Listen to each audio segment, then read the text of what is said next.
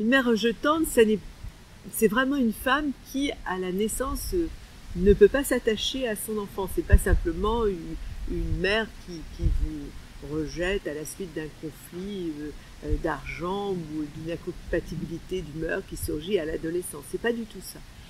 Une mère rejetante ne peut vraiment pas s'attacher à son enfant et est incapable des gestes qui font la mère.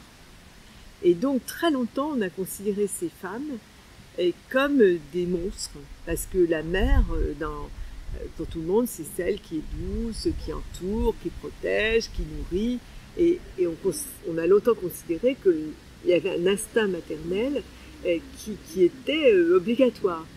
Et ça n'est pas vrai. Il y a des femmes qui peuvent être très maternelles avec tous leurs enfants, sauf un.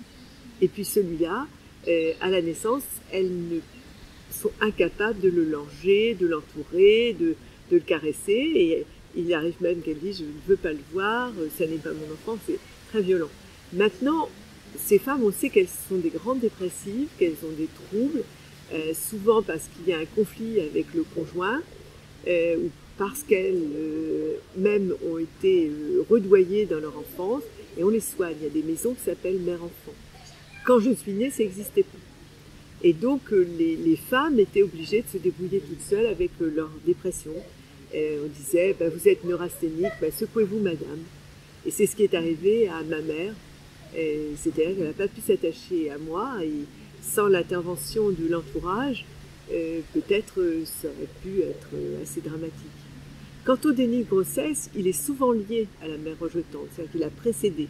La femme a été enceinte sans s'en apercevoir, aussi extraordinaire que ça paraisse, et sans d'ailleurs que l'entourage le perçoive, parce que le ventre ne grossit pas, et en quelque sorte, le corps se refuse à avoir les signes de la grossesse, la taille qui épaissit, les seins qui gonflent, etc.